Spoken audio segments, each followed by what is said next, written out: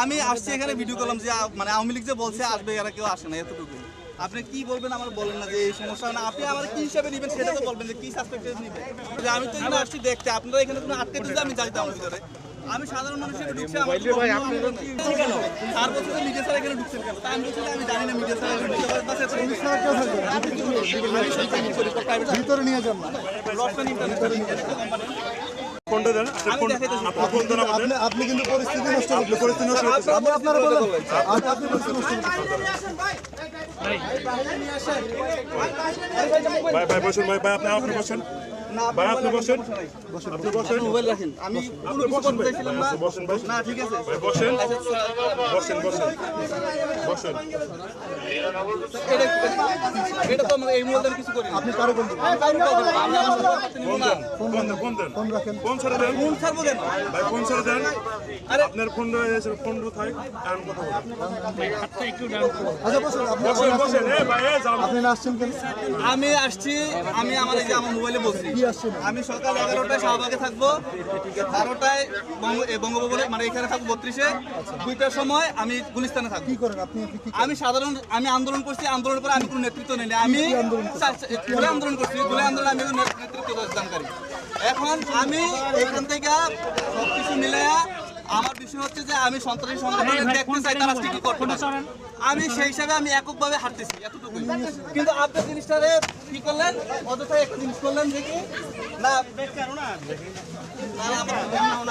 যে রাজনীতি করছে বিএনপি জামাত সবার সব এতে আছে। আমি আসছি এখানে ভিডিও করলাম যে মানে আওয়ামী লীগ যে বলছে আসবে, এরা কেউ আসে না, এতটুকু।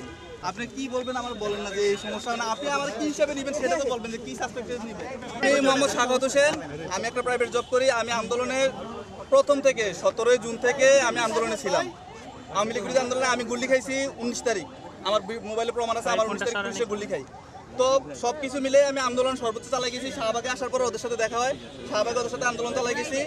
দেন হচ্ছে আমি আজকে সকাল 11টায় প্রোগ্রাম দিছি যে আমি 11টায় শাহবাগে থাকবো, 12টায় এখানে থাকবো, 32-এ থাকবো, 2টায় হচ্ছে আওয়ামী লীগের কেন্দ্রীয় কার্যালয়ের সামনে থাকবো। অর্থাৎ সন্ত্রাসী সংগঠন আওয়ামী লীগ কি করে সেটা দেখতে চাই। তারা মিডিয়াতে হাইপ তুলছে যে তারা এই করবে সেই করবে, তা আমার কথা হচ্ছে আমি দেখতে চাই যে আওয়ামী লীগ কি করতে পারে, আর আমরা প্রতিহত করার জন্য রাস্তায় আসি। এখন রাস্তায় আসি হিসাবে আমি এখানে আসছি দেখার জন্য। কিন্তু আমি যখন ভিডিও করতেছি, একজন মিডিয়া কর্মী আমার বলছে এখানে মিডিয়া ছাড়া এলাও না, তাই আমি বলছি তাহলে আমি বেরিয়ে যাবো।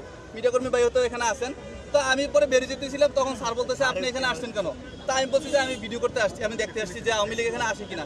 উনি বলছে আপনি মিডিয়া ছাড়া কেন এখানে আসছেন? এই বলার পরে উনি এখন মোবাইল আটকে রাখছে, এতটুকুই। আচ্ছা এই জিনিসটা আমি যাচাই করেন না স্যার। না স্যার আমি আমাকে কি হিসাবে নেবেন বলেন, কি হিসাবে নেবেন বলেন স্যার। কথা বলি স্যার, সেটা জুলাই আমিও আন্দোলন করছি, আপনারা এখন আমার কেন কোনো ডিটেইলস আছে? আপনি চাইলে ডাইরেক্ট বলতে সেটা কথা বলতে অন্যায় হয়েছে আপনারা কেন এমন কোনো তাকে নিতে হয়? তাহলে আপনি এখানে বলে যান যে আমার বিরুদ্ধে বলে যান যে এই কারণে ইচ্ছা আমার এটা বলে। আচ্ছা আমি বলি ভাই ভাই